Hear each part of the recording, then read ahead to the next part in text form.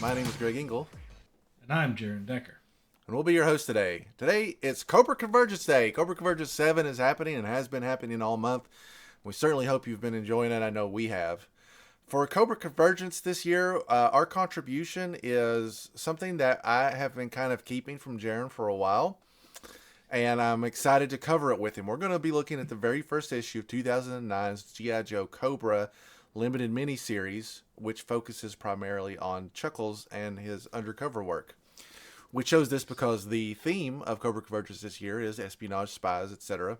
And I think most hardcore fans think of this story when we think of moments that have great, undercover work or great spy action. And a part of it's because this series was taken has such a serious tone to it.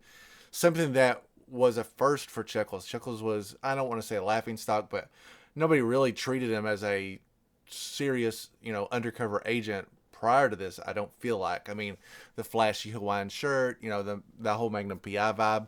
It doesn't really lend itself to undercover work, which is what makes this book so amazing. Is that they take kind of all that absurdity and then they weave it into a beautiful storytell. They weave it into a beautiful story. I say we, but I'm speaking specifically of Christos Gage, who's the writer of this miniseries. Did a lot of really strong work for IDW around this time. So anyway, Jaren, this is going to be the first time we've really deviated from the continuity that we know in the G.I. Joe universe. If you're not a regular listener to the show, I started Jaren at the very beginning. Jaren is a bit of a new fan. We're 2 years in at this point. I think you could probably upgrade from to rookie from new recruit. But we started at the very beginning of the Marvel run because I wanted him to really get the high notes of what the G.I. Joe continuity looked like, at least when I was a kid. But since then, there's been numerous deviations in the continuity. There's been several different arcing multiverse stuff. And this IDW run is no exception. The IDW run is one of the first G.I. Joe comics that really was with the exception of the cartoon. We're going to do something completely different. We've started totally over. A year or two prior to this, IDW had already launched a standalone G.I. Joe book, which was, again, a complete reboot from the ground up. So this exists in that universe, but doesn't deal with a lot of other characters in the G.I. Joe universe. It really does primarily focus on Chuckles with a limited window of people that engage around him. So, with all that out of the way, we're going to take a look at the first issue. Jaren, do you have any preconceived notions? I know you've at least heard about this miniseries in passing, but do you know any of the other fine details of it?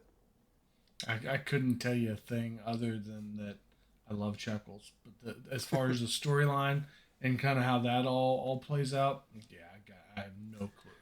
I can't think of a more definitive story to point to for people that are fans of Chuckles. It really does.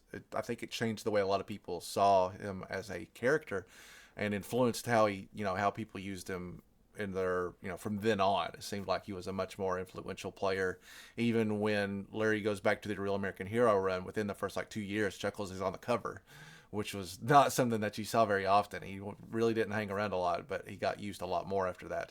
I think a lot of that is fan feedback from when Larry's getting back into it. People were telling him things that had an impact on them as they've been reading while in his absence. All right, so let's open up I say open up the cover. Let's open up the book, take a look at the cover for G.I. Joe Cobra from 2009. If I'm not mistaken, all the covers for G.I. Joe Cobra are done by Howard Chaykin. Howard Chaykin, of course, is known for doing numerous years of work. He did a lot of original run stuff for the Marvel Star Wars run, which I'm sure Jaren is familiar with. He did several covers for the regular IDW G.I. Joe book as well, like the primary covers. He's a really nice guy. I met him and had him sign one of the IDW covers. He's a very energetic guy. He's got a lot of character. This cover is pretty, it's pretty self-explanatory. It's got Chuckles. It looks like he's been taken captive because his arms are bound behind him, behind a chair. They're pulling a hood off of his head. He's got a pretty stone face look on him. He's wearing his traditional Hawaiian shirt. Really like the way I don't know if this is like a digital graphic overlaid on that shirt, but I really like the way this shirt looks on this cover. It's like I don't know, they've done something digitally to make it look more vibrant somehow, not just like drawn on patterns, and I think that looks really good. And that's it. Very straightforward. This cover is just simply asking, hey, what happened to Chuckles? How did he get captured? What's the scenario? In a time where we had not read this book before, it's very surprising to see a book like this that had Chuckles framed up on it, much less the things that would come after the fact in this, this series.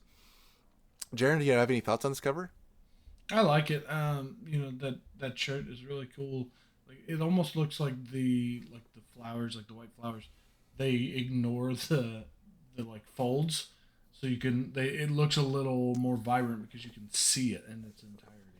That is true. There's some weirdness around the sleeves where I guess it probably would look like it's folded over or something instead of just being normally intact. So good catch. Yeah, but I mean, it's a cool. It is weird that there is no, like, you can't tell who it is that is unmasking him. I mean, I guess you don't want to give that all away, but this is a very big Cobra. You could at least have, like, maybe you see like Destro's hand or Major Blood's hand or something where you like, okay, like you can kind of see where some nefarious scheme is at play. But I don't know. I'm excited to get into it. Even the jacket has like zippers on the ends, so it's like very clear that these guys are not like, they're not wearing the traditional like leather outfits. It looks like just some biker thugs or something like that. So yeah, it doesn't give you a lot to go on. All right, so let's crack this bad boy open and let's get right into the thick of it. I forgot to talk about the alternate cover. Cover B has got that's a much different looking Chuckles, kind of in a regular suit. He's got his pistol drawn. He's surrounded by these weird, like, I guess those are Crimson Guards. The like mouth breather piece on that is throws me off a lot, but the visor slit is very predominantly Crimson Guard looking. And then at the bottom you see like some Washington, like, is that the Capitol at the bottom? Yeah, I think so. It looks like it. And then there's like a photograph of Chuckles like staring face on with the American flag in the back, and his like eyes. There's a strip across his eyes. I guess to protect his identity. This is a really good cover too. A lot of abstract visualization stuff going on, like with the cutout of the skyline in the back, just using the shapes and colors. But this is a pretty strong cover. I actually like this cover a lot more. Yeah, that's a really cool cover. I like how they use like the negative space kind of make that skyline. It's pretty cool. That cover is done by Antonio Fuso, and it is excellent.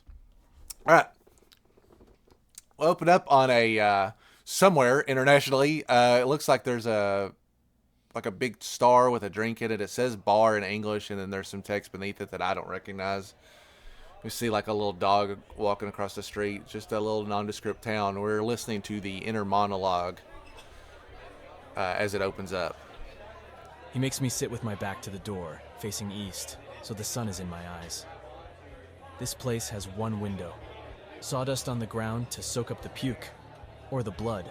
We cut to the inside of the bar. You see several people just kind of hanging out in the daytime, having their drinks.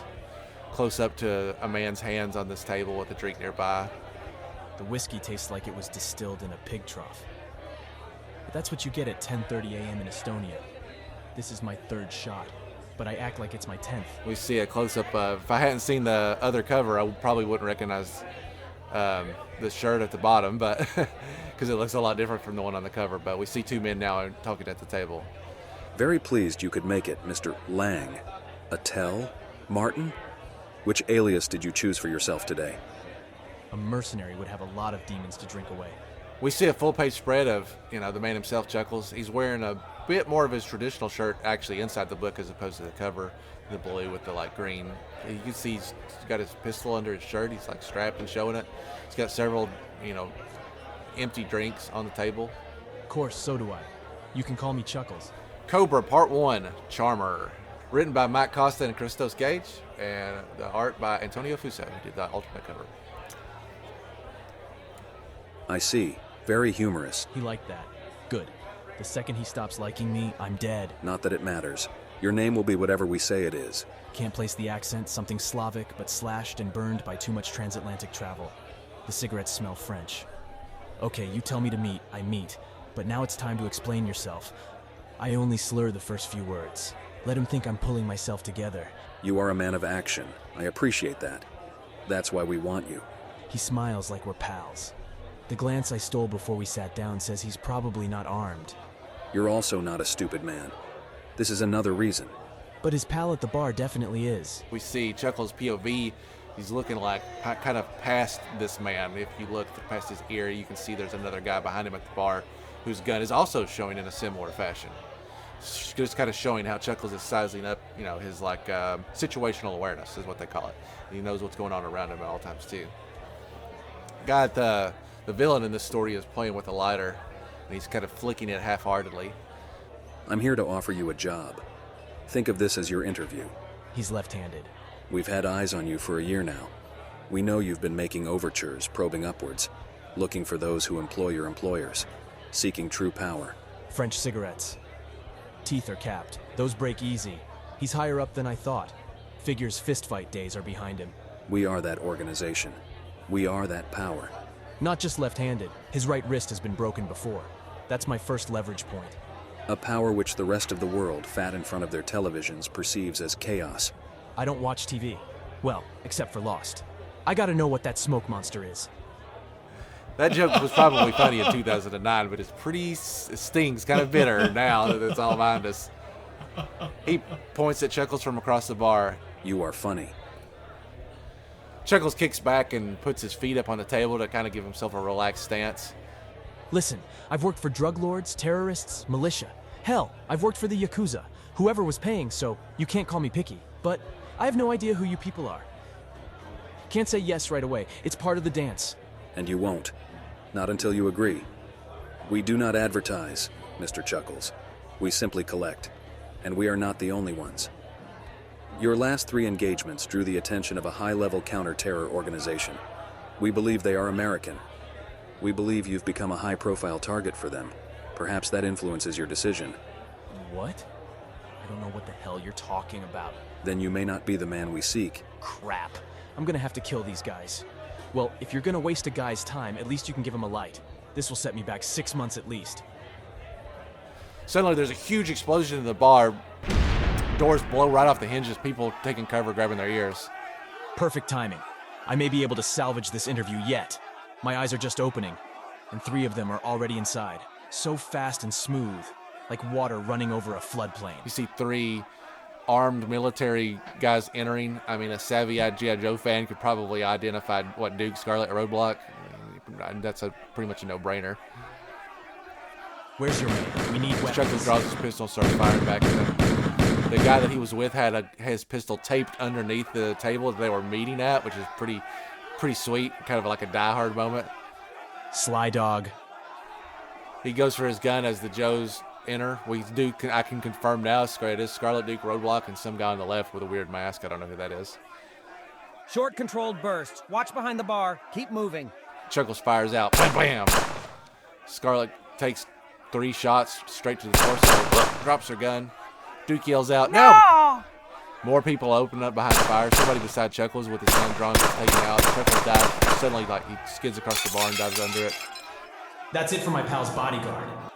He lands next to the guy that he was talking with at the table. And I thought I'd been in unfriendly bars before. The only way out is through the front. Just follow me. 1 round left.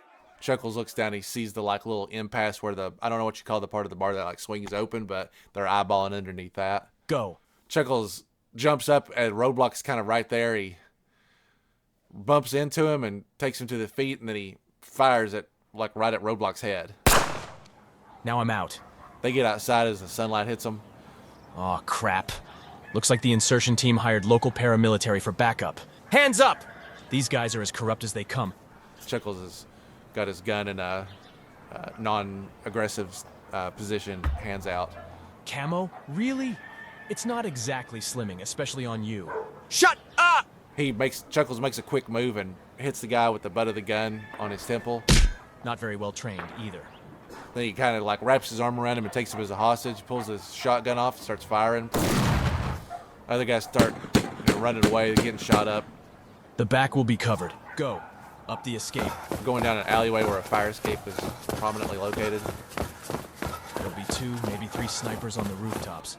Chuckles at the top of the fire escape ladder. He's firing across the roofs to other guys, disarming or maybe even taking them out. We have to stay off the streets. Gotta spot him fast. Not the casual drink I thought I'd be having. These 2 guys are trekking through like clotheslines across rooftops. He makes it to the top of the roof, looks down. There's a big military van looming beneath him. Perfect. Got a feeling this is gonna hurt. Jumps off, lands on the top of it with a big crunch as the top of it like bends down onto the windows start to break. And it did. But I've been hurt a lot worse. He kicks the driver as he looks out of the van to make sure everything's okay. For a lot less. And the van starts to drive off. All right, so they're both in the truck driving away. The windows are all broken out. It's all damaged. 5 miles should be far enough. Sorry about your man. He was a nameless viper, existing only to strike at our enemies. He served his purpose. You're resourceful. Perhaps we can find a purpose for you too. Yeah, just look at all the perks. We reap the rewards our skills earn us. Do you doubt your talents? We're alive, aren't we? Exactly my point. For a man with your abilities, there are no limits. You may hear from me again. Whatever. Next time I pick the place. Well, that was the worst job interview ever. Cut to later, Chuckles is walking away in a kind of a desolate area. He set the truck on fire and it's burning. I have a long walk back to think about how it went. She's not at our meeting spot. Don't know what that means. Just that it isn't good. Can't raise anyone on the radio either. I'm alone. Around 3 am I finally drift off into something like sleep. And then Suddenly someone's behind him and they've got their arm wrapped around him.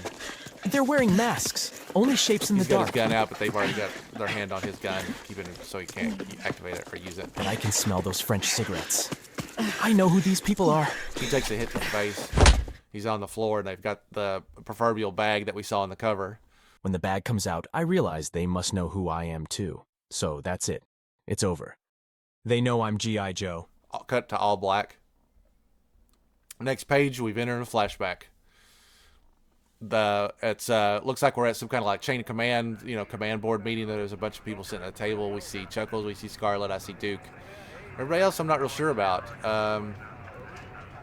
That's okay. Looking down, I can see that that's Hawk, even though he looks just like the guy that plays him in the movie. Doesn't look like the Hawk we know at all, which is kind of off-putting. But okay. Months ago. More threatening sounds coming out of the PPK. Next, we expect to have a beat on APO in the week, so be sure you're up on the literature regarding the current Kurdish situation. Chuckles leans over to Scarlet. We're after a guy named Alpo. I hope we're using canine units. Now that's the Chuckles I know and love right there. Scarlet kind of lets out a little chuckle, and then somebody... Chuckles, outside. Oh, or Randy Quaid. Is it Randy Quaid or Dennis Quaid? One of them. Quaid. Randy Dennis Quaid. Quaid. Randy Quaid's the one that went crazy. It grew his beard out like 5 miles and then went on the lam. Either one. Fellas, I'm back. Both perfectly good Hawk candidates. Chuckles and Hawk are meeting privately now in Hawk's office. You're a washout, Chuckles. Okay, you don't have to give me the same lecture. I'm sorry. You're not hearing me. You can't hack it here. It's not just that you can't keep your mouth shut at briefings. Scarlet thinks I'm funny. It's not just that ridiculous shirt. Prejudiced against Hawaiians, are we? You're a capable agent in the field, but a train wreck off it. You can read people, but you won't read a brief. You're all gut and no discipline. You know how to survive, but a soldier needs far more than that. You're not a soldier, you're a mercenary. And mercenaries don't belong in this outfit. You're out as of today. You gotta be kidding with this. I mean, give me a break, sir. It's just a couple jokes. You think I don't like you because you're a wiseacre. You're wrong. This isn't personal. We do the work of soldiers here. But out there, I have work for a mercenary too. Cut to a parking garage where Chuckles and Hawk are meeting clandestine. Still, it was an official washout. I had to put all my crap in a box and haul it past God and everyone so they knew I was done. 3 weeks later, he finally called to meet. You always bring me to the nicest places. This is no time for jokes, especially bad ones. I'm sending you undercover. Sort of figured that when you wanted to meet in Deep Throat's parking spot. You're only glib because you don't understand what you're being asked to do. This isn't buy bust down in the ghetto. You'll be in deep cover, working with mercenary groups all over the world, working your way up the ladder through terrorist organizations. I'm only asking you to do this because you're a punk and a screw-up and probably a borderline sociopath. You'd end up doing it anyway. I'd prefer you do it for me. Well, if you're gonna sweet-talk me. A month and a half of document forgeries and meetings in ever more charming locations. I have the workups for your first identity. And it's finally time to get you acquainted with Jinx. Jinx? Are we sure that's a good name for an operation, where if something goes wrong, I get captured, tortured, and killed? Not the operation. Your contact. That's her name. She, a girl? Jinx comes through the room, and they meet for the first time. A radically different look at what Jinx, this is not normally what I think of when I see Jinx. Woman. Chinese? Chinese American. Fine. As long as you're not driving me anywhere. Jinx suddenly, does a, I don't even know what you call a kick like that, because my legs don't go that far up in the air, but she gives him a swift kick right into the jaw. He staggers and is catching his balance, as Hawk says. I knew you two would get along. Cut to a montage where Chuckles and Jinx are working together in the field. The thing is, he was right. Jinx had 7 years combat experience and was Olympic level in 4 martial arts. I never had to worry about her. She was even a trained field medic. I spent months doing terrible things with terrible people. I went deep sometimes. Really deep. Most times, Jinx was the only sane person I talked to for weeks. She was my strength. And my only weakness. At the end of this montage, we see Chuckles playing cards with people. He's running a flamethrower in the fields. Jinx is consoling him after whatever crazy stuff he's had to do. And lastly, somewhere in an alley, we see that they've become romantically involved, which is a first. A pairing of two Joes that has never occurred before in any continuity. So it's an interesting, matchmaking. There's not a lot of women in G.I. Joe, so when they choose a partner, it's always of interest. So the night before my meeting in the bar, when she came to me with this crazy plan, she's got a small handheld case that's opened up. It's got his pistol in it. Blanks and blood packs. This guy is a big fish. If it looks like he's going to walk, our team blows the door and raids the place wearing these. They're synced to the gun. Whoever you're aiming at will go off. Your new boss sees you kill some American Special Forces, and your employee of the month, Scarlet and Heavy Duty, will be wearing them. not Duke. Come on, nobody shoots Duke. A man can dream. It seems so safe coming from her. Really, I want to stop right here because it's something I do want to talk about at the end also, but the dialogue in this book is exceptional. Really threads the needle between a book that needs to be at least quasi-realistic in the realm of what's going on, right? This is grounded in a much more accurate world than, say, the G.I. Joe world where they fight a pharaoh that comes back to life, or there's a drug that turns you into a werewolf, or some crap like that. This is really like a down and dirty world that Chuckles is entering in, and is not always something that we see in the G.I. Joe universe. There's always a bit of you're supposed to kind of keep one foot in reality and one foot in the sci-fi world. And every so often somebody wants to play in the sandbox and goes, well, I'm going to put 90% of it over here and only leave 10% over here. And sometimes it works. In this example, it was maybe the best example of it, and sometimes it doesn't. So I also really love how in all of these flashback moments before Chuckles has gone undercover, he's like the character that has been described to us over the years. He's got bad jokes. He's cutting up all the time. He's not taking things seriously. But prior to this flashback, we've only seen a guy that is up to his waist in undercover work, and it has clearly taken a toll on him. He's not cutting up. He's not being clever. He doesn't have levity. It does seem like everything he's doing is life and death. And I appreciate that. Like that division that is very subtly showing you how this work is changing, your favorite Joe, before you even realized it. Cut to the cover of our book. Chuckles was knocked out in the bar. They are taking the hood off of his head for the first time. But there's nothing safe about this. He's standing in front of a room that's just like a bunch of TVs with snow on it, and we see two similar, identical twins interacting with him. And the sleeper awakes. Nice to finally meet you, Mr. Chuckles. It seems I owe you a debt of gratitude. Please, just Chuckles. Mr. Chuckles was my father. You and my lieutenant were the only men that made it out of that tavern alive, and I'm told you single-handedly killed 5 men. Well, one was a woman. Yes, and a woman. Cut him free, Lieutenant. You're ruthless, efficient, and resourceful. And that is why I'm showing you this. Tomax, or Zaymot, pulls a remote and clicks a button on it. Oh. A video. Corporate training? After a fashion. I finally allow myself the relief of accepting that my cover's still intact. And then, the wall begins to move. Oh wow. Behind the door, there's a gigantic, it's like a huge missile silo. There's a gigantic Cobra logo on this door that opens up. We made it, Jinx. Really deep. Tomax hands off the remote to one of the guards standing beside him. Welcome to the High Rollers table. To be continued.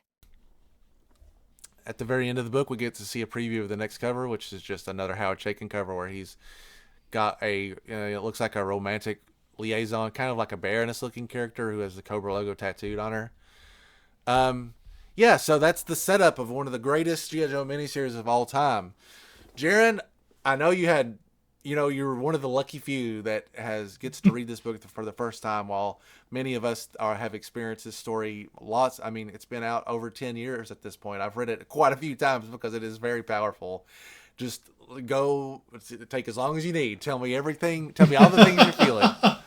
Oh man, no, like honestly, the first thing that I can think of is this is the kind of story that they should make TV shows out of. There's a lot of this kind of crime thriller kind of thing, and they really tied that in really well. I've been on a challenge to myself to try to get my wife to read comic books. It's not working very well, but I'm trying. And honestly, this is one that I'm like, I might try. I might go get a copy and try to get her to read this because she likes these kind of stories, these, kind of spy, undercover, a little bit of espionage. She likes action. So this is one of those comic books I'm like, oh, well, crap, add this to the list of things. But this is definitely, it's really cool to see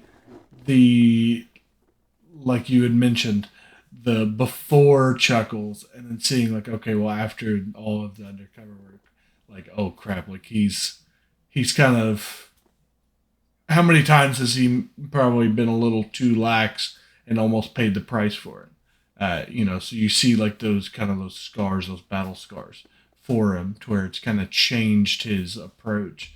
It's so cool. And now I want to read, so you should just go ahead and send me the other copies because I want to read the rest because it's very good. This is really just setting the stage for what's to come as well. There's some very surprising things that take place in these story arcs. This is the first self-contained story with Chuckles, but there was a special that followed this that won an award. There's another miniseries that followed that I think was so popular they just turned it into an ongoing for a year after that, and that story culminates in a story that is unbelievable as well. But yeah, this stuff is, this is truly one of the best things that came out of IDW. I think everybody would agree. Back when we were covered in the news, I don't even know if this project still exists, but Amazon Prime had picked up the rights to do a Lady J solo story. It was supposed to be a self-contained, exist in the movie universe or whatever. And everybody was crying no guys, this was the story you guys want to take. If you want to adapt it for the mainstream media, this is just about the most digestible G.I. Joe story. Because it's got a Jack Ryan, there's just a certain level of hyper realism to it that it's only barely connected to G.I. Joe in a sense. You could replace a lot of these characters with other people's names and it wouldn't feel like an exclusive G.I. Joe thing. Yeah. This is a topic for another day, but definitely when you're trying to get your spouse to read comic books, or if you're trying to get them into your obsessive hobby like G.I. Joe, you definitely have to find the thing that they are the most likely to be entertained by. My wife does not like G.I. Joe. She doesn't hate it because that wouldn't work out very well. But she likes to watch the cartoon episodes that are not the worst, but the most ludicrous. So I'll be like, oh well, they clone a great emperor out of the DNA of five leaders. She's like, I'm like, okay, well they stop a gigantic germ with a bunch of apples. Bingo, let's watch that one. That one has no scientific basis for realism at all. That's the one I want. So, just a tip. Yeah, she would not like this. She likes the stuff that's very, very bizarre. And that's fine. That's the wonderful thing about G.I. Joe is there's something out there for everybody. You don't have to like it all. The people that really... This book clearly, I think, is marketed for people that are like, we like OG-13, pure military, no fancy colored outfits, whatever. And in that sense, it's unbelievable. It's exceptional. It's a 10 out of 10. And this is nothing. Like, we'll come back and cover the rest of this. So... yes, we'll cover the rest of this miniseries at least by the end of the year. We'll have read the rest of it because I do want you to see the rest of what goes into this story, and it's a perfectly good standalone, despite the fact that it works in a separate continuity. It's its own thing. So we'll finish covering the rest of this in later episodes, and then we'll kind of digest it all and see how we feel. After this, do you Chuckles is a character that I know you love tremendously, and do you feel differently about him after this now? Does that kind of change your perception on how you would use him in the battlefield? Yeah, I mean, it makes him a little bit more realistic. Right here is my Chuckles right there. I don't know. He's so cute right there. But no, I mean, it definitely gives you kind of that, like you had mentioned, Jack Ryan, it gives you that more realistic. I mean, he's straight up domed heavy duty. I guess it wasn't Roadblock, Greg. Sorry, I forget. This is from a time where heavy duty was like, oh, we don't own the trademark to Roadblock, so here's his cousin, heavy duty. Here's Roadblock 2. Yeah, basically that's what they did. It's pretty rude, honestly. So, but I thought that was pretty good. I almost paused like right in the middle of recording. I was like, wait, hold on. Did he just shoot them? Like, what is going on? Like, Scarlet just got shot 3 times. Like, what the heck?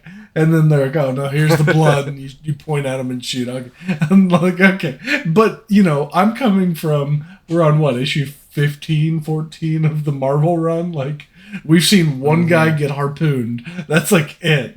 And then like first couple panels we're seeing Scarlet just drilled. I'm like, well, okay. You said this was a different series, so all right then. Guess we'll see what happens. I don't want to ruin any of the rest of this book for you, but I will say, first of all, don't read ahead. Save it for when we read it together. And second of all, you better brace yourself because one of the things that makes this book so good is it is very unpredictable. Like it really goes all in, and that's another thing that I like about it. That's cool. All right, so that's our cover of G.I. Joe, IDW's G.I. Joe Cobra #1, parentheses, 2009. We hope you enjoyed it, and we hope you're enjoying the slew of excellent content that's out for Cobra Convergence 7 this month. Thanks so much to Hooded Cobra Commander for inviting us. We look forward to making this every year. We always appreciate participating. We rack our brains for weeks in advance trying to think of what we're going to talk about, and we hope you were entertained with it as well. We'll be back in 2 short weeks with another episode where we'll be covering news, recent acquisitions, gossip, maybe even another comic. I don't know. Sometimes we get started on something, we just can't stop until we're through. So we'll see where that road takes us. And we hope you join us on that road where anything's available for discussion here on Anything Joe's.